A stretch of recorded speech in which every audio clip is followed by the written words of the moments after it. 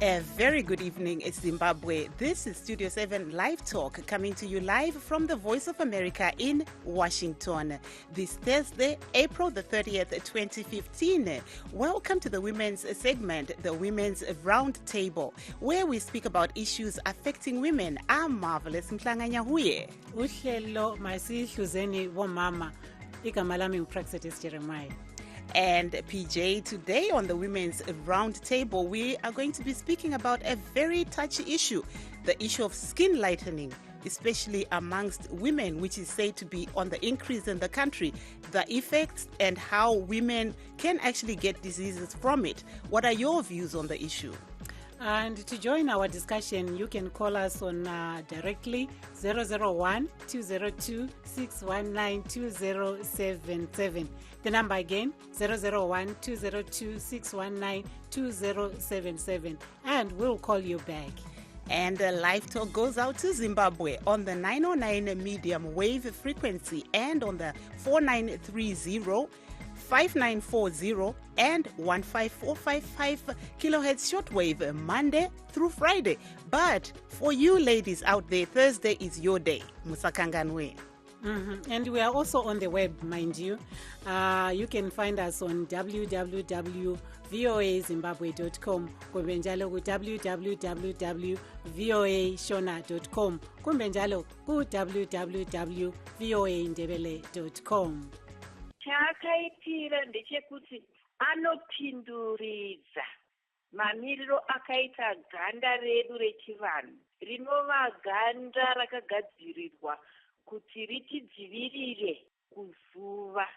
Saka kana tachena tauraya ziya zvinoita kuti ganda iroro ridzivirike, tinenge takupa mukana kune zvirwere zvakaita segomarara reganda kuti riuye parange richigona kusauya. Iyo inenge secondary effect. Direct effect chaiwo ndofunga anobata nhengo dzese dzemiri. Iye musiki wachona akatipa ganda dema, aiziva kuti isusu tinogara tiri muzuva. Saka zuva irori rine zvarinokanganisa munyama dzedu, rinopinda nemuganda kana ganda risina kudzivirirwa, risina mumvuri weiye yatinoti melanin pigment. Saka ndo zvakanakira kuchengetedza ganda redu riri zvariri. Some women are actually taking tablets that will then kill off the pigment of the whole body. So if it's tablets, then it means they have effects elsewhere in the body where we cannot appreciate the changes. But I think, whatever changes are taking place, they are very central. They are deep in the cell, and they are bound to affect other functions of the body. The primary reason why they are taken is to kill off the melanin, the pigment, the skin pigment. But then the skin pigment is made by cells. And since these tablets, the active ingredient is going to be to travel all over the body, it's bound to affect other cells in ways that are not apparent right now. But I'm sure if somebody was to look for the effects, they will find them somewhere. Diseases, yes, they can arise. Allergies can arise. And sometimes some allergies, once you have triggered it, then it will never go away completely. And then there's the problem of taking away the shelter the pigment gives to the body from the sun. So once you've removed that, it means the skin is prone to being damaged by the sun. And one of the manifestations of that damage is development of skin cancer. I think now ukompita kuma beauty pageants, mina personally, ukwenza something like plastic surgery or augmentations of whatever body part, lokhu kuyabe kungokwakho. But mina, where I draw the line for me is ukubleacha skin, whether we beauty pageant or we personalize nyayinyanya into yankhona vele angifuni lokuyibona ngoba foundation yankhona is okay. Is abafazi or omama, we allowed ukuthi sibe in charge of our bodies ethu. We own ukuthi ama bodies ethu siwayenzani, siyawatshintsha in any kind of way that we like. But when it comes to ukubleacha skin sakho, one, it introduces cancerous issues. You can get cancer, uyagula civilly. It's such a dangerous thing. And the psychological effects of it, I think it's a different category. So I'm vumelani lakho as it comes to that. But in terms of whatever changes you want to make on umzimba as umama or as umfazi, I fully support it.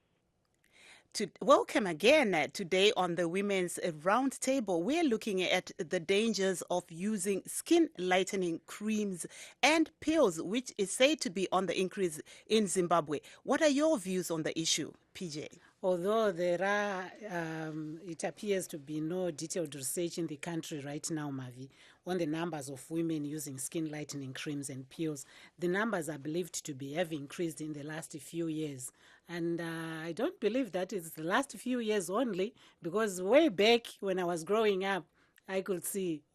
Yes, you're absolutely right, PJ. But I think the coming in of independence brought about the awareness that, Ambi and such Buton and things like that were not good for your skin. And if you remember, people seem to have stopped using them. But then again came in, I don't know what happened. Yeah, we went back in illegally and people started using them. Yes, and some of the dangers associated with the use of some of these creams and pills include blood cancers, PJ, such as leukemia and cancers of the liver and kidneys. Yes. And as well as severe skin conditions and a form of hyperpigmentation. I think that's the one you're talking about. Yes. Which in Zimbabwe would cause like blotches around here dark and around spots, here. Yeah. So that's also according to a senior researcher at the University of Cape Town, Dr. Lester Davis. So most of these skin lightening creams and pills are said to be coming from West Africa now. After the awareness campaign of Buton and Ambi and so on, and from neighboring Zambia. These are sold mostly in hairdressing salons and beauty stores, even in flea markets. Other products are mixed with unknown quantities of concoctions that are used for the face and in some cases all over the body without them passing through any form of any regulation. Yes, I think, PJ, actually, that's where the concern is, especially when I was speaking to Dr. Bernadette Ndoro, the oncologist who we heard from earlier on. She was actually saying most of these dangers, you don't see them in the beginning. It's long term. It may not present itself early, but you see such issues as kidney failure, cancer of the skin, and things like that. So it's really very unfortunate that I hope that the government will start some awareness programs to make sure that we don't have such issues cropping up again. Yes. Kuhlelo lwethu lamhlanje sikhangela udubo lolo oludalwa yikuthi ngemva kokuba owesifazane kumbe even abesilisa abanye kuthiwa bayawasebenzisa amaphilisi kanye lamagcobo ebusweni bokwenza ukuba babe bomvu kumbe babe mhlophe ijwabu labo. Kuthiwana ngabezempilo kuyabangela in the long run ngemva kwesikhathi eside kuyabangela imvukuzane engabe ngeyezinso, imvukuzane ejwabu, i-cancer skin.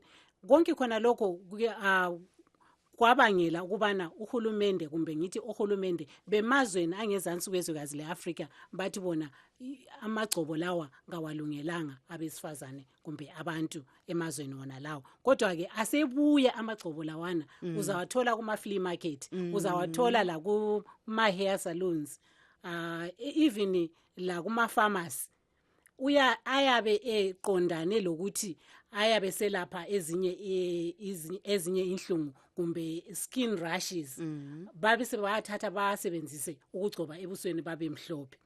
Yilo uhlelo lwethu lamhlanje. Marvelous. Aiwa, icho kwadi PJ, nyaya yatiri kukurukura nayo nhasi inyaya yekunwa zvinotsvukisa kana kuzora zvinotsvukiswa. Izvo zviri kunzi idambudziko ratotekeshera munyika.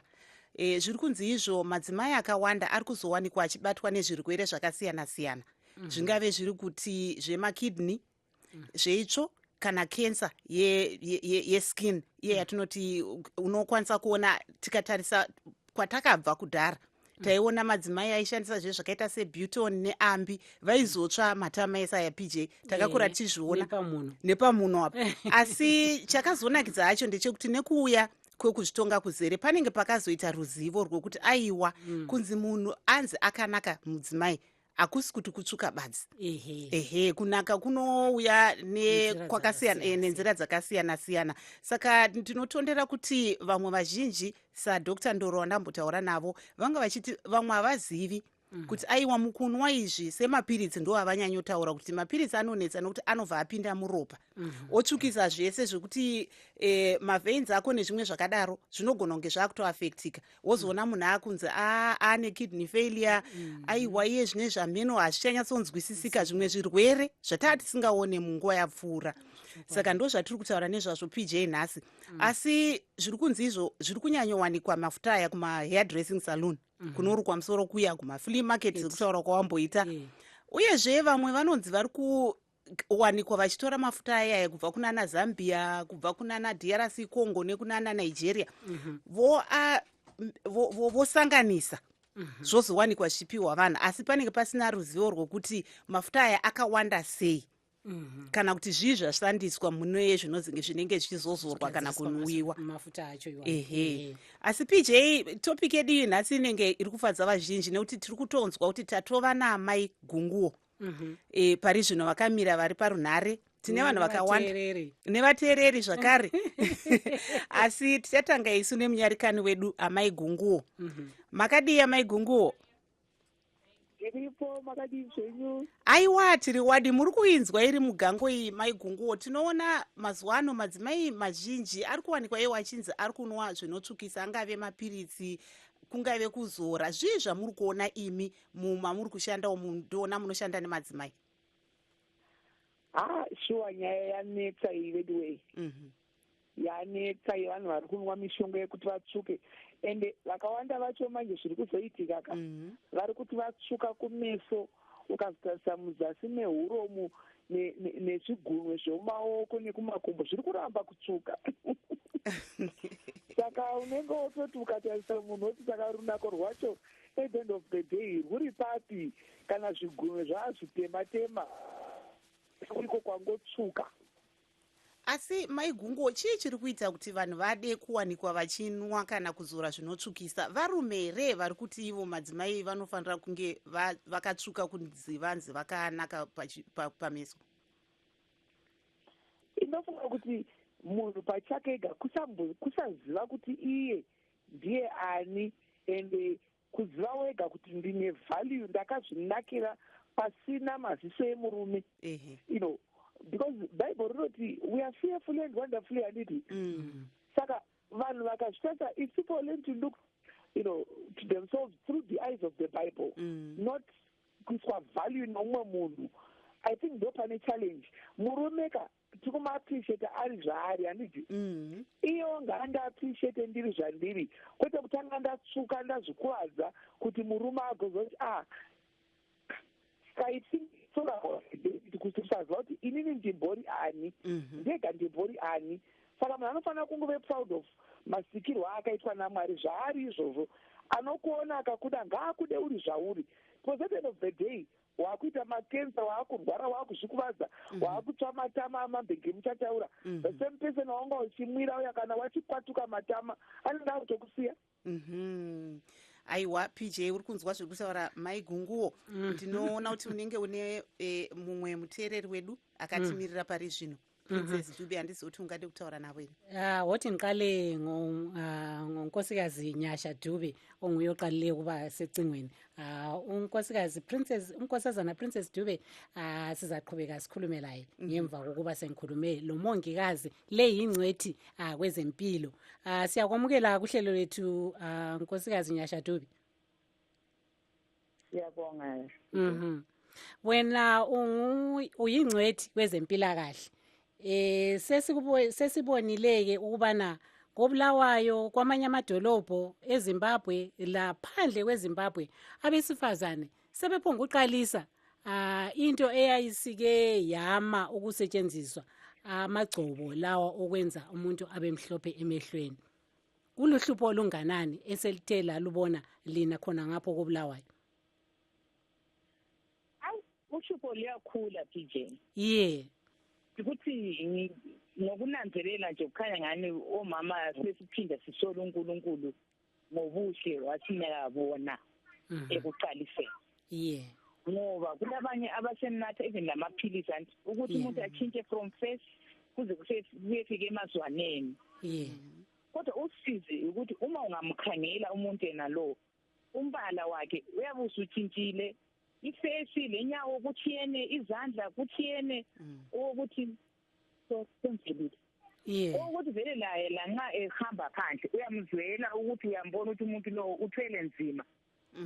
Ngoba kumele abe lokho phela increase idose yalokho akunathayo kumbe akugcobayo, kwenzele ukuthi khona akhiphe iskin sakhe singani siyalingana umbala kukhanye ukuthi umuntu kumbe muhle ngendlela yena befuna ukuthi baziveze ngayo.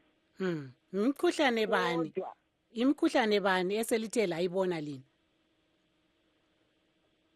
Into ezikuhlungu ngeyokuthi khona imkhuhlane eminingi asisoze siyibone lamuhla.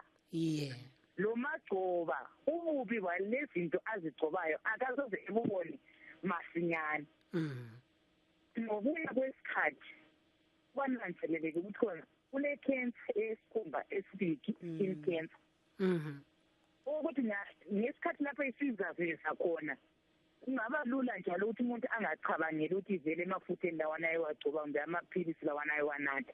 Kodwa imbangela kabe ukuthi kuqale khonapho. Njalo kulokunye esingasoze sikucace sometimes ukuthi sikunanzelele ukuthi kuvela khonapho okuyafika kuphambanise izitho ezinye phakathi komzimba ezinjengesibindi. Umuntu othelakala ukuthi khona une-liver cirrhosis kumbe une-liver cancer. Uthi lidinga ukuthi bona ezinye izinto eziyandisa ukubangela kumbe uthwala kumbe amanye amanzi likudingela ukuswele, ngoba lokho kokuthi ube nathi izinto zokuthi umzimba wakhe ube mhlophe yaba lingakunanzeleli lingasoze likucabange ngakho. PJ, before we went to Mrs. Dube, you heard from Mrs. Gungu. I think she was echoing what Mrs. Dube is saying. To say that in most cases you find that the face is very light, like Fanta. And then the arms and the neck are like Coke.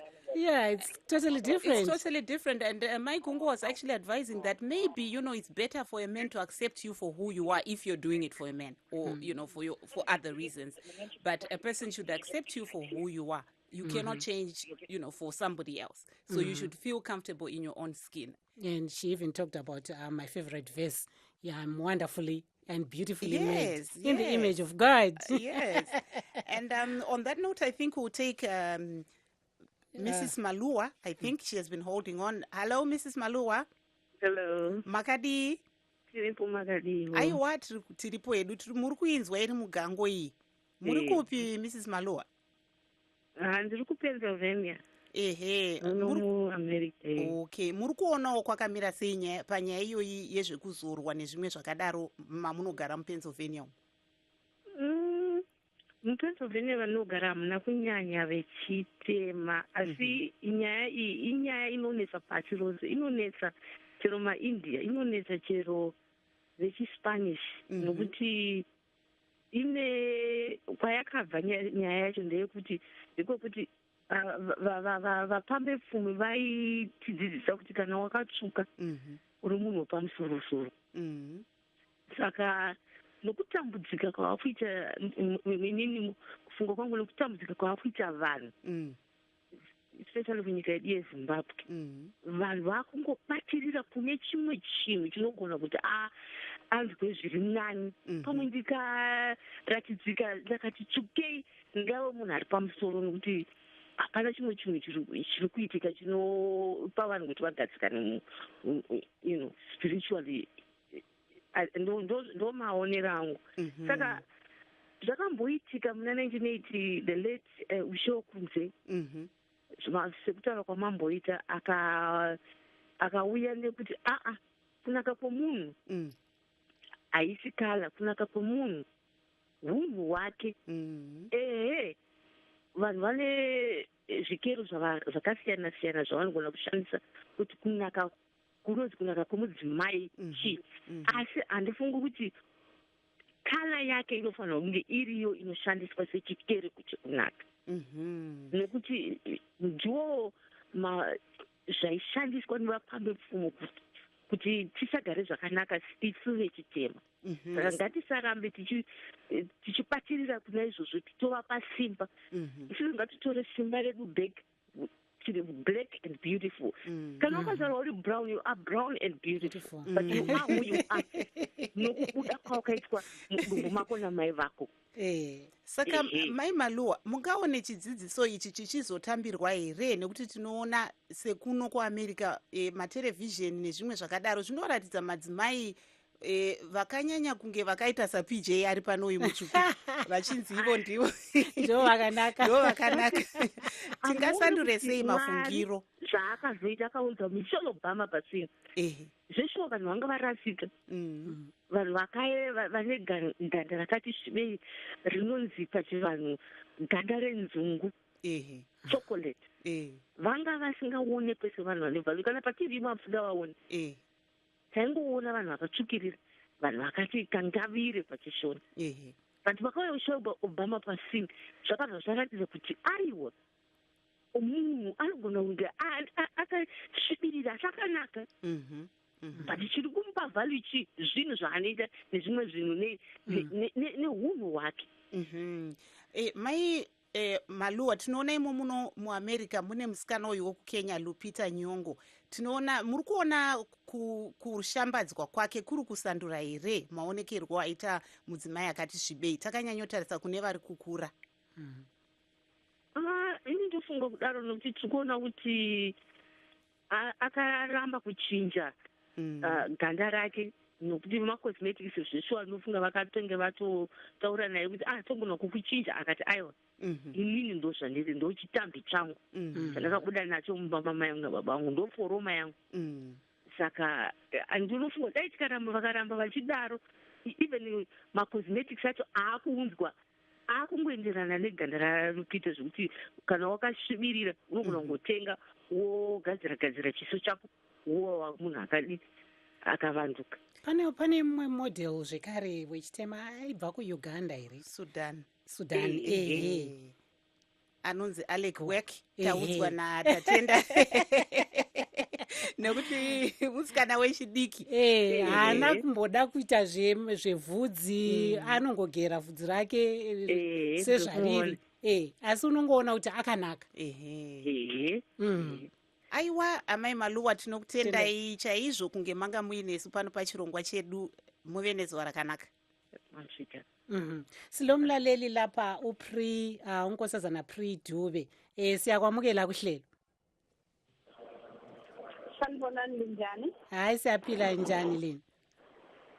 Nayi siyaphila mama. Uyayizwa indaba esegudwini la Pri eyamagcobo lawa lamaphilisi owenza ukuthi abantu babe mhlophe. Ngiyayizwa indaba esegudwini mama. Lapha eMatshabelelende kulento ebesesiyimandele ukuthi omama kufanele sebekwazi ukuthi ama-chemicals ale-hydroquinone abasawasebenzisi. Kodwa bayagcoba ngoba bakwazi bafuna ukuthi bakhanye kubobaba ngoba bakhanyani bananzelele omama abangani bayakhanya. So anything ele-hydroquinone ingana isasetshenziswa eMatshabelelende. Omama bamhlophe basebenzisa amaphilisi, bahlaba injection, basebenzisa amafutha kodwa angela hydroquinone. I-hydroquinone ifana ne-chemical lena eblisha ngendlela engayisiyo. Yes. So omama khanya ngani sebekwazi ngoba babona nge-ambi ukuthi nge-ambi laphana i-ambi yayile hydroquinone. So abasasebenzisa into ezinjalo, sebesebenzisa izinto ezingana zila hydroquinone, sebefundile ngento leyo. Sebekunanzelela ukuthi hayi nxa ungana hydroquinone ku-right ngoba ngingakwanisa ukuthi ngigcobe i-aqueous cream yami, ngingakwanisa ukuthi ngigcobe i-temper cream yami phezu kwe-chemical lana engiyigcobileyo ukuthi ngikhanye phela ukuthi babanjani angibone. Siyenzela obaba. Siyenzela obaba bayalunga. Into khona lapha koBulawayo, lapha into khona eZimbabwe lapha umuntu mawuthi uyageza ngani yakhanya lebala abangani umhlotshana nangani ngawokhumalo. Uhlupho yikuthi esengalunanzelelayo njalo yikuthi koBulawayo kumbe ngithi esigabeni seMandebeleni siduzane kakhulu leSouth Africa. Marvelous. Amaxhosa, amaZulu bonke babomvu inengi lawo. So siyabe sesikhompyutha labo. Ngama-competitors ethu lawa abantu basebenzisa i-calamine lotion. Baseba nemhlophe besokhile iskin sabo ukuthi sibe mhlophe. Bona naturally vele abantu laba abamhlophe kangako. Basebenzisa izinto. So nathi siyazama ukuthi lathi khona apha koBulawayo njengoba lokuweda kwethu ngani kuyasivumelela onyaka sizama ukusebenzisa ama-chemicals angala-hydroquinone sisebenzisa ama-chemicals okubleach skin nxa sifike esouth lakhona abantu bayayiphuka babona abantu abamhlophe. Kodwa ubona ngani njengoba unkosikazi Nyasha Dube esithi yena kuyabangela imikhuhlane selikunanzelele na ukuthi nxa lingasebenzisa yona le amagcobo ale hydroquinone kubangela imikhuhlane?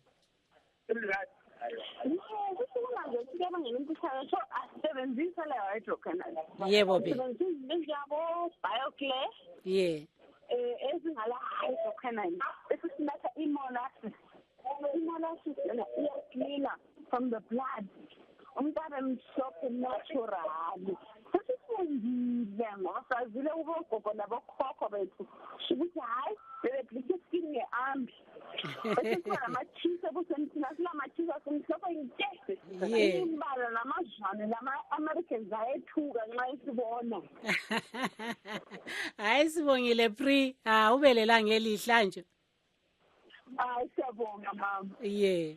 Marvelous. I was shocked that Pri was saying they've gone to an extent of even getting injections. Yes, I heard. And I'm like, wow. I mean, women are going to a lot of extremes. And I heard her saying something like people take molasses to purify their blood. Yeah, and all those things. And I think on that note, PJ, we'll go back to Mrs. Gunguo. Mrs. Gunguo, you heard what some of our listeners are saying. What are you seeing? You deal with a lot of women in your ministry. How are you at least, counseling them when it comes to some of these issues, like taking tablets and injections to lighten their skins? Yeah, like I said before, I think it's all about knowing who you are. And with a lot of women, I think most of them, they are very insecure. Yes. Kutya kutorerwa varume ikoko nekungofunga kuti they are competing, because most married women are competing with women they don't even know. Akangofunga kuti murume wangu ane girlfriend, and then they imagine the girlfriend ari munhu akatsvuka akada, and they then start competing with someone that they don't know otanga kutora mandirekeni. But kune imwe futi iri kuitika yekuti vanhu I don't know kuti kushaya kudzidziswa here. Nyaya yekuti munhu akarwara, kazhinji vaya vanenge varwara vanenge vane maskin diseases vaya munhu kunyanya vari HIV and AIDS positive vanoitika vakawanda vavo vari kumwa futi nekuti dzimwe nguva skin yake inenge yaitema noda kwokurwara, but abenge ari munhu ane skin yake Maigungo, vamwe vakawanda Maigungo, tombokubata imbijana tichaenda nemi muchikamu chedu chinotevera. To our guests, Amai Lucia Gunguo, also Nyasha Dube, and all our listeners that joined us this evening, thank you. And please join us as we migrate on the internet on www.voazimbabwe.com. And we've got a Loveness who's holding on here in the United States. We have not forgotten you. Asidibaneni kuhlandla lesibili lohlelo lwethu, kodwa ke abalaleli bethu abeserediyweni silifisela ubuthongo obuhle. Asidibaneni ngeviki elizayo. Mupraxitis Jeremiah.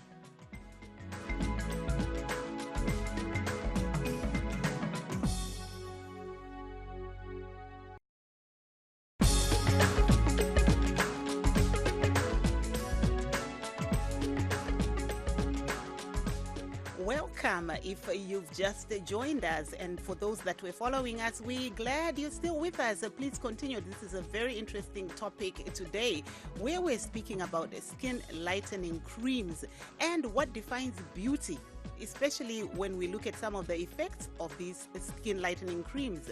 PJ. Lamhlanje kuhlelo lethu kwabasanda usixhuma singumsakazo westudio 7 sithi thina asiyihluzeni bomama. Udaba esiluhluzayo lamhlanje ludaba olwamagcobo kumbe amaphilisi kumbe imithi sengizwe ngabanye bathi kulama injections okwenzela ukuthi yena wenze ijwabu lakho libe mhlophe. Yikho ke abezempilo bona bathi kuyingozi ngoba kusasa kuyavuka imikhuhlane enjengemvukuzane ejwabu, i-skin cancer. Kuyavuka njalo ingozi yemikhuhlane yezitho zomzimba ezinjengezinso, ezinjengeliver lokunye okunjalo njalo. Yilo udaba esiluphethe lamhlanje. Aiwa, ichokwadi icho PJ. Nasi muchirongwa chedu haiwa tine nyanzvi dzatiri kutaura nadzo pamusoro penyaya yekushandiswa kwemafuta anotsvukisa. Iye zvine zvitanzwa kune mumwe muteereri atiiwa aiwa kuno kubulawayo kune vamwe vari kushandisa majekiseni. Uyezve pane vamwe vari kunwa mapiritsi nezvimwe zvakadaro kuti vawanikwe ivo vachichinja ruvara rwekumeso nekumwowo. Asi vamwe vari kuchinja kumeso chete PJ. Muviri wese uyu wakasviba zvozonzi aiwa uyu ifanta nekoko. Saka zvimwe zvezvinhu zvatiri kutarisa, uyezve nekuti zvii zvinozoitika kana munhu awanikwa achinwa mapiritsi aya kana kuzora mishonga iyi, nokuti tinoona kuti vamwe vari kunzi vari kuita ivo zvirwere zvekidney, vari kuita ivo zvirwere zveganda, iye inonzi skin cancer nezvimwewo. Saka tatiri kutaura namai gunguwo avo vari kuti dai madzimai atambira zvavari, vaite zvinoita ivo kuti mangwana vagare vane utano hwakanaka, nekuti pari zvino zvinenge zvichinakidza kuti uri kuzora nekunwa nezvimwe zvakadaro, asi remangwana unozowanikwa zvaakukunetsa PJ. Woti nkulume nxa kukuthi unkosikazi Nyasha Dube lokhe khona? I think before tatora tinasi Sophia vanenge vatotimirira. Okay. Tombo tozodzokera zvedu. Makadi isi Sophia? Hello? Si Sophia muri kutinzwa here? PJ, si Sophia vanenge foni yavo yadona. Asi musati maenda kuna Miss Dube tina Miss Loveness vatamisa muchikamu chapfuura hatisati tatombowana nenguva yekuti titaure navo. Makadi isisi Loveness? Aiwa, muri kuinzwa iri mugango iyi nyaya iri kutarisana nemadzimai akawanda munyika, nyaya yekushandisa zvekuzora zvinotsvukisa, angave zvemapiritsi nhasi tanzwa zvekuti kwaane mainjection ari kushandiswa nevanhu. Imi muri kuzvitambirawo sei, muri kuzvionawo sei? Ini ndagara ndino nyaya yekuzora ine kuchinja machiniro chako munhu nekushandisa zvinhu zviriko mazuva ano. Ndiri kupikirana namai gungo vati vanhu havadi they don't want to know the inner cells before they can start painting the outside. Zvarehwa izvozvo kuti pane macompetitions nevanhu vavasingazivi.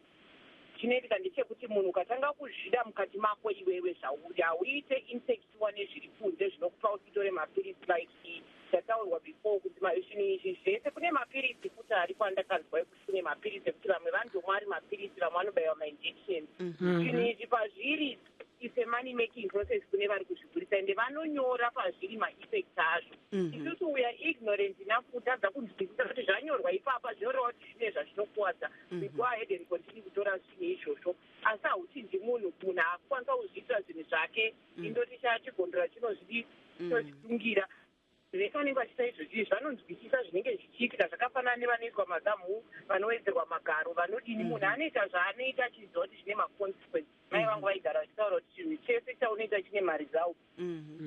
Saka maresults acho they always come, some are good, some are negative. Saka in this case yekubleacha iyi, it always comes out kuti vanhu vazhinji vari kuita maside effects ekuzoita zvirwere zvemaskini izvozvi zvokuti in the end zvimwe zvacho hazvizotarisiki zvinenge zvaakuzoaffecta organs mukati mako munhu just because you are thinking you want to change whilst you're trying to change the outside appearance. why don't we work more on our self-esteem kuti tinzwisisa kuti kunze ndokunze hakuna zviri kunze izvi chingori chideme mukati mako ndomunoratidza zviri kunze. Aiwa, ane nzeve anzwa. Asi tinoona ifanike imo muno muAmerica zvinobuda pamaterevhizheni kunyanya madzimai akatsvuka nezvese zvamataura izvo. Munoona izvi zviri kukanganisa here vamwe vanenge vachionawo zviri kubuda materevhizheni izvi tichiona kuti mazuva ano kwana ana Michelle Obama nana Lupita Nyong'o? Zvimwe izvo zvinoita futi asi zvandongotaura kuti it's your decision iwewe munhu yekuita zvinhu zvinokuvhiringidza iwe nokuti haungati nekuti Michelle Obama atsvuka ndofanirwa kutsvukawo nekuti ndinga akapfuma nokuti akarobha bank akabudirira inenge akunorobhawo bank because everything youare doing zvine maconsequences pauri. Umwe neumwe anoita zvinhu zvakani pane chinomudzokerera it can be good or bad. Saka it still comes down to decision making. Unodecide iwewo munhu kuti ndakuita izvi I'm going to just deal nemaconsequences life goes on. Aiwa, tinotenda Sisi Loveness ane nzeve anzwa. Tozokubatai zvakare muchikamu chedu chinotevera. Thank you. Okay, PJ. Nkosazana Nkosikazi Nyasha Dube obevele sithi Marvelous uzathanda ukuya emthandazweni. So wothi ngikhulume laye khathesi isihle simkhulule ahambe hantsho Nkosikazi Dube. Nkosikazi Dube ukhona na ecingweni?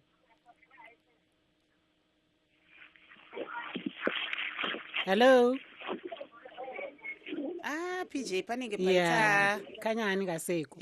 Panenge paita ka problem pafoni apo asi tichakamirira zvedu kuona kuti varipo here kana kuti kwete. Togona kudzokera zvedu kuna Mai Gunguo. Mai Gunguo. Aiwa, Sisi Loveness vatatu kutaura navo vati ivo vari kuwirirana nezvamuri kutaura asi mungape imwe kurudziro ipi imi semudzimai anombowanza kutaurawo nemamwe madzimai nyanya vanenge vari kutarisira kupinda musvitsa nezvimwe zvakadaro panyaya iyoyi yekushandisa mafuta akadai aya kana mapirisi?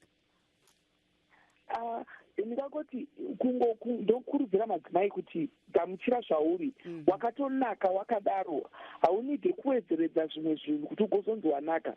Uye zvakare kungokurudzira vana vechidiki nekuti ndiri kuona vamwe vana vechidiki vari kuzviita kwete nekuti ane murume kana kuti kudii but zvokuti agamuchirike mumabasa umu. Bosi mabasa ndomwe maita competition kunyanya mabasa aya akaita sana masekretary nechii zvokuti anofunga kuti kana akanga adaro atsvuka adai ndokuti atambirike kumabasa umu. Then imwewo futi competition handiri kuona ndee like kuti vana vari kubva kumamusha vaya vari kupinda marari bozviitini pamawhatsapp ari kutendera mapictures ekuti munhu anenge aine foto yaanonzi before Harare neafter Harare. Saka pfungwa yekungofunga kuti kana tiri kumaruzevha kunyanya kana tiri kuno kuti kunana Zimbabwe kana ndandiri kumusha kana ndapinda muHarare pane zvandofanira kuita kuti ndichitambirika muHarare. Saka kurudzira yangu ndeyekungoti hazvina basa wabva kwagutu mupandevana wapinda muHarare wakangonaka wakadaro ende even kana riri basa hazvinide kutora kumwa mapiritsi kuti unzi ugowana basa wakangonaka wakadaro. Kana ariwo madzimai musakombita ngavarege kukombita nevanhu vasingazive bozi anenge achimbofunga kuti pamwe anditorera murume hameno zvaari inotanga kungozvitsvukisa. Saka inongoti munhu zvitambire uri zvauri. Munhu anokuda chaiye anokuda uri zvauri hauna chaunofanira kuwedzeredza. Of course hatisi kuti usageza aiwa kugezawo nekuzorowo zvimapefyumu bozi vanhu vangazongofamba vakadaroka zvinana kugezawo nana mapefyumu hatisi kuramba asi kana kuri kutsvuka skini yedu chaiyo chaiyo kai aiwa munhu zvideu zvauri. Ndinomborangarira pane imwe time andakamboenda kuArgentina ndai ndiri munhu mutema mameetings ese andaita ndiri koko ndaingoti panenda kubuda majournalist akamirira vachitoshamisikawo neni kuti ganda rangu beauty handinayo uri kuafrica all the time uri patv uri chii. Saka inofunga kuti tinozvikuvanza nekuti tiri kufunga kuti kutsvuka ndokunaka kuitwa ngemurungu ndokunaka but varungu vacho vanototiyemurawo maskini edu ende kana vauya kunoko vatsva zviya nemazuva vakanga maskini avo unoona achichinja makala atsvukuruka adini but vanenge vachitotiyemurawo isusu kuti I wish I had a skin like yours. Vanotoenda kutanning. Tiri panyaya iyoyo Mai Gunguo tiri kuona padande mutande irori reinternet nemawhatsapp amataura pane nyaya iri kunetsa mazuva ano PJ. Nyaya yaMiss Zimbabwe World Zimbabwe iri kunetsa chaizvo nekuti pane musikana akagadzwa mazuva apfuura iwayaya handizive zvangu vanhu vari kungotaura zvakasiyana-siyana, asi sekutaura kwamaita kuti before mupandawana kana kuti before sinoya kana chii and after, tiri kuona zviri zvimwe zvinhu zviri kuzokanganisa vasikana vedu vechidiki. Ameno kana mamboinzwa nyaya iyoyi yamuzimbabwe yanetsai? Aiwa, iyi nyaya yamuzimbabwe handisandane umbo hwakakwana. Tiri ipapa, I think PJ, we have Marco Ndlovu, who herself is a former Miss USA Zimbabwe. Yes. Maybe let's chat with her quickly. Marco, welcome to the program. Thank you so much. Thank you for having me on. I saw you were chiming on Facebook about this issue of the current Miss Zimbabwe, and you have been working in New York and you've met up, with very interesting celebrities. What's your take on what's going on? I mean, okay, I think it's absolutely ridiculous. I mean, it frustrates me to the core. I saw the stories kind of floating around on the internet about Miss Zimbabwe. I had found out about her winning last week, and I thought she was gorgeous, and I was excited, and I was happy. And then a few days later, I'm hearing this absolute nonsense about people talking about saying that her features aren't necessarily that beautiful, that she doesn't look like what a Miss Zimbabwe should look like traditionally, which is like absolute crap. So the story just infuriates me. It makes me really, really angry. But is there a pressure, especially when you're competing at that level, you were former Miss USA Zimbabwe yourself, to be looking a certain way? Without a doubt, a beauty pageant is a beauty pageant is a beauty pageant. At the end of the day, it is a beauty pageant. But understand this, that particular competition only had a small amount of girls. You say 12 or 13 girls. Out of that 12 or 13 girls, you have to pick one who is the winner. Zimbabwe does not have the same resources that a country like Venezuela has, where they pump in millions upon millions of dollars into the pageant organization. So, of course, there is pressure to measure up to those sort of standards of beauty where you have to be on point and you have to be flawless. The infrastructure, you're talking about a fundamentally different system. So before we even talk about the girl and attack her and talk about what makeup she had or her skin tone or her features, it's comparing apples and oranges. And what message would you have for her? You have dealt with people like Lupita Nyong'o, for example, and here we have Michelle Obama, who herself is dark-skinned. What message would you have for this Miss Zimbabwe? You know, I when I posted the picture of Emily, I was just thinking of her and saying to myself, I hope that through all this nonsense and through this dark storm that's sort of looming over her reign, she realizes how incredibly proud people are of her. And we have her back and we support her. And there was someone who tweeted me yesterday and told me that, Emily and Lupita's beauty is so exotic. We need to cut out that mentality of thinking. She's not exotic. She looks like my cousin. She looks like my sister. So, Emily, if you're listening, if you're out there, know that we love you and we're so proud of you. Thank you, PJ. Mandlovu, uke wakhuluma emsakazweni khona lapha sike sakhuluma lawe. Sikhuluma ngodaba lolu olwamagcobo ukuthi wenze ijabu lakho libe lihle, kumbe imentality yakho yokuthi ijwabu ngeliba lihle nxa kuyikuthi ngafaka amagcobo nalawo okwenza ukuthi ngibe mhlophe kumbe ngibe bomvu. Sakhuluma njalo ngodaba lolo okwantombazana lo uMiss Zimbabwe World kumbe ngikutsho kahle. Sicela usichasele kancane ukuthi kathi vele kwenzakeleni khona lapho umuntu baze bakhulume ngalo udaba lolo besithi untombazana lo akamuhle kangako. Well, abantu yabona bafani ngoba baqalise bekhuluma besithi ngamahunga besithi umZimbabwe lo siyamsola. There's something tricking on Zimbabwe, but no one was outright saying ukuthi umuntu lo moving ngokumnyama. But the more you read ama comments ankhona, it's like hayi khala lakhe lide umnyama kakhulu, all these different things, and you start to piece together ukuthi no, it's not ukuthi unkazana lo sithi moving ngoba si compare ngama standards ukuthi i-society ithi so you go and put abantu ku Facebook with, okay, you're saying to movie, but who are you comparing her to? You're comparing her to umntobomvu or umuntu who has smaller features that are traditionally associated ngokuba likiwa or being Latin America. Inkuthazo bani ongayipha kuntombazana lo ngoba khathesi vele they are bashing left right and center. Inkuthazo bani ongampha yona okwamanje? Mina, there's two things engamtshela yona, two pieces of advice engamtshela yona. One, I would ngamtshela nje ukuthi you know what, umuhle, and I think uyakwazi yena ukuthi muhle more than the exterior esibonayo, but inhliziyo yakhe inhle, she's smart, financial advisor, and also exterior umuhle, and she doesn't need that validation from me. Ngoba uza empty pageant la ubezibona ubuhle bakhe. Number two, what I would tell her to say is, after maybe a day or two, akhulume and speak out and address these issues head on. And the wonderful thing about Miss Zimbabwe World, which now still a platform, and really address the issue of what is beautiful and what do we determine as beautiful, and let Konoko be a platform yake and have a larger and wider conversation about what Pina as Africans, abashale diaspora or abashale kaya, which is standard of beauty and niguyin.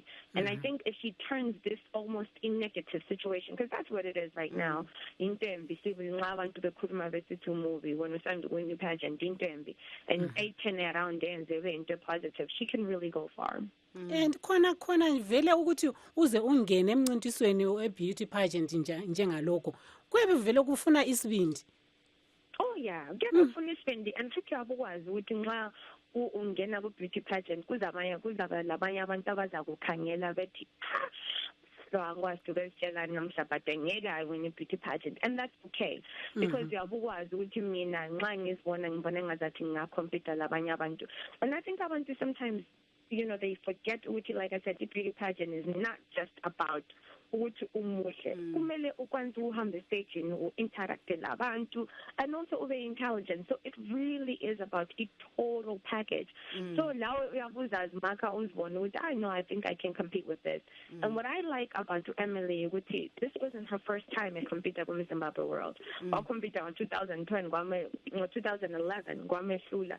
But decided, you know what, I'm saying my lessons about how to best do this. Let me go back. And the second time she won. Why aren't we focusing on that? Why is we focusing on Utabantu Bachinai? Interesting view there, Maka. If you can just hold on. Tishamboenda kuna Miss Nyasha Dube. Muripo ere paronare. Yes, ndiripo. Ehe, muri kunzwa zviri kutaurwa namuzvare Mako Dube, Mako Ndlovu. Vari kutaura ivo pamusoro pezvatiri kunzwa zviri kubuda nyanya panyaya yemusikana uyu Emily. I don't know kuti muri kuziva here nyaya yacho. Akawanikwa achigadzwa iye Miss Zimbabwe paFacebook nezvimwe zvakadaro. Pane vakawanda vari kupinda vachitaurawo maonero avo. Yeah, I have heard a little bit handina zvangu detail yakakwana. Asi imi semunhu anoshandawo nevechidiki, zvii zvamunokurudzirawo vamwe vechidiki? Takanyanyotarisa kuti kana zvakadai zvichinge zvaitika kuti munhu anowanikwa iye agadzwa zvakanaka PJ, asi wozonzwa vanhu vachitaura zvakaipa pamusoro pake, kunyange vasiri kubuda pachena kuti chii chaizvo chiri kunyanyonetsa. Asi zviri kutaurwa hazvo nechepasi. Asi imi mune muchikurudzira kuti vana vechidiki seuyu Emily angaite sei kuti akwanise iye kusazowanikwa zvichizomushungurudza? Inini ndinotenda kuti chinhu chakanyanyisa kukosha pamunhu ndechekuti iye dunga munhu akwanise kuzviziva kuti iye ndiani. Self-esteem, akwanise kuzvida iye, kuzvida tisingarevi zvekuzvida zvepride, kuzvida but kuziva who she is, koshi wake, chiremerera, kuzvikoshesa before mumwe munhu wese asati atombokuti wakanaka, zvizive, uzvigamuchire, ugozviziva kuti ndo zvazviri, kuitira kuti even mumwe munhu akakuti urimbwa, iwe usiri imbwa, it does not move you. Hazvifanirwa kuti zvikukanganise zvikubvise panzvimbo kana uchinatsoziva kuti iwewe uri ani, and umire papo pakuziva nekunzwisisa kuti iwe uri ani. Nokuti vana vedu vechidiki unoona kuti vanonyanyisa kukanganiswa nezvinofungwa nanhingi iye achikangana kuti iye anoti kudii, uye zvekuti musiki wake anoti kudii nezvake. Andizvo ndizvo zvinhu zvakanyanyisa kukosha pamunhu. Saka mungati imi vabereki vari kudzidzisa here vana? Nokuti ndinoona unyange uchizvarwa zviya PJ mumba munokwanisa kubuda mumwe akati tsvukei mumwe akati svipei, asi tiri kudzidzisa vana here isu sevabereki kuti aiwa kunyange mwoyo akatsvuka umwoyo akasviba mese makafanana? Wakakosha semwana wangu. ini ndinoona kuti sevabereki chimwe chinhu chatinofanira kutongodzidza ndechekuti vana vanozvarwa vakasiyana. Hakuna nyange vakanzi vanofanana pakuoneka pauso, but havafanani. Saka kunyange pafungwa munogona unoona kuti mumwe mwana anonyanyisa kugona kuchikoro muchikoro macho mumwe anogona zvechirungu kana zvemetsi, asi mumwe anogona zvekubata nemaoko. Saka zvakakosha kuti tisavaenzanisa, asi tizive kuti uyu kwaakarerekera ndeuku, uyu kwaanonyanyisa kugona ndeuku, timukurudzire mune zvake izvozvo zvaanonyanyisa kugona pazviri. Kana tikakwanisa kudaro isu sevabereki tisingakombei vana vedu kunyange vakazvarwa even vari matwins, tikangoda kuti tivaenzanise tinenge tatorasika. Tikadzidza kuti vana mumwe nemumwe munhu akazvimiririra, asinei nekuti mumwe wake nyange tabuda mudumbu rimwe chete asi hatina kufanana. Izvozvo zvakatikoshera sevabereki, tikakwanisa kuti tizvinyanyise kuti vana vedu vazvigamuchire, nesu tigamuchire kuti ndichazvara mutsvuku ndigozvara mutema, ndigozvara mushava, vagosiyana, asi vese ndevangu, vakakosha futi zvakafanana. Aiwa, vanenzeve vanzwa, tinotenda chaizvo nedzidziso yamatipei isu sevabereki. PJ, tomboenda nokuti nhasi chokwadi vanhu vari kunyatsotaura zviri pamwoyo pavo panyaya yatiri kukurukura nezvayo izvi pano pawomen's round table. Tina Sisisi Tabire, takumboenda kufacebook yedu newhatsapp timbotarisa zviri kutaurwa nevateereri. Stabile vari kutivo, they want to increase their beauty, they don't know black is beauty. Nasi Susan vari kuti black is beautiful, proudly African, dark black in fact. Then Lucy ari kuti kotodi kana baba vachimanyira vakatsvuka tozora kozi baba ndo zvavanoda kuonawo kwavo. Sisi Lucy apa titles, best and undying beauty only exists, natural beauty is best. Patience ari kuti ini mafuta aya ndoona vanhu sevari kuzvikuvadza nekuti kungova nekaruvara rwatakazvarwa narwo kunongodadisa. Lloyd is saying most women not only in Zimbabwe do not believe in natural beauty. They want a lot of attention. That's why they believe in artificial things to draw attention. Roy says those creams eventually damage their natural beautiful skins. And Petronella, who is in South Africa, says, I live in South Africa and the use of skin lightening creams is very widespread by black African women, despite strong warnings on the unpleasant side effects. And Zimbabwean ladies are not spared, but most of them, the ones that they use are from Zambia, DRC, which is worse. And the most abusers, she says, are those ladies from West Africa. And then Ellen also says women want to be European-like. But in other words, they think that what makes them look beautiful, but they don't think about how it's damaging them permanently. And Ivan says they want to lure their husbands not to go out as they see other women doing so. But those creams have side effects which can cause some problems of skin changes when they stop using the creams. Women must stop it and maintain their natural beauty. Elias says lightening creams are frequently used by women to enhance beauty so that men can be attracted. But this increases severe radiation which can cause skin cancers and so on. Wow. And then Takudzwa says, does this idea of associating light skin with beauty predate the coming of Europeans and Arabs to Africa? If so, then it's a noble idea. But if not, then skin lightening is a sign of capitalizing, I think he's saying of racism, or a sin of embracing racist notions of beauty. Tafadzwa says most women, they don't know that creams have long-run negative effects like akazora ekuti atsvuke mukomana anondipfimba achiti musikana mutsvuku, but mwana anozozvarwa oita mutema apa baba vatsvuku zvozopa maproblems mumarriage kusvika kuenda kumatest wozonzwa kuti munhu mutema. Ndakatomboona imwe yanga iri video here kana kuti picture Chinese couple that way on Facebook. saka musikana uyu akanga akaita I think ma-procedures ekuti anga akanaka, asi ndokubva azobereka mwana anga asina kunyanya kunaka zvakaita mai vacho. Saka baba vacho hanzi vakatoita su vakati aiwa tombodzokera kuna mai Gunguo, mainzwawo yakandwa naSisi PJ iri kuenderana nezvamambotaura kuti munhu ngaafare nezvaanazvo, nekuti mune ramangwana panozozvarwa mwana asina kufanana nababa kana naamai.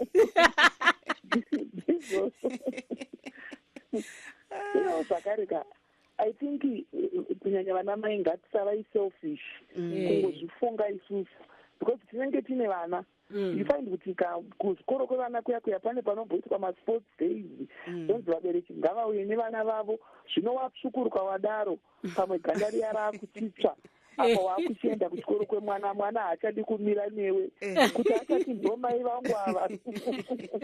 Saka sometimes vanhu vari kungove selfish, havasi kufungawo vana vavanavo. Aiwa, vanenzeve vanzwa. Tombodzokera. I think we can go back to Marco. Marco, you're living in New York yourself, where even in California, where there's a pressure to look a certain way. How do you, as a young woman, how are you coping? It's not something that I think about constantly and something that I'm aware of. I think at the end of the day, I just want to be healthy. So I try to keep myself in the healthiest form as possible, taking care of my skin and taking care of my body. But to be honest with you, I don't have that constant pressure of, trying to maintain a certain sort of look or aesthetic, because I think I'm just comfortable with my skin and I'm comfortable with who I am, and no one can change that. Thank you for your contribution, PJ. Kodwa ngananzelela emsebenzini webuhle lobu kumbe Hollywood, uzananzelela ukuthi singakhangela even uJennifer Hudson wayebanzi gqumuqhumu somfazi, kodwa khathesi sowawonda sowacipha umzimba, kutshengisa ukuthi ube le pressure kanjalo. Yeah, no, in Hollywood, ile pressure. And in Hollywood, by a certain standard of beauty, you have to look a certain way, you have to be a certain size, you have to talk a certain way. And with Jennifer Hudson, I feel like, when you go on my health reasons, she just wanted to get healthier and get fitter, and, wife from the Windsors and does it different. So, yeah, I'm a celebrity, but my pressure, though, which, you can't get old in Hollywood. Really, figure over the age of 30 or 35, within that framework. So my celebrities, they definitely have pressure, but we have to be clear and understand with Beyonce, Jennifer Hudson, and all those people, Mariah Carey, Jennifer Lopez, they have teams of people that support them to help them look that way. Balama dermatologists, balama nutritionists, 9 times out of 10, balo chef to make sure we're healthy. And they won't tell you, but by my surgery, so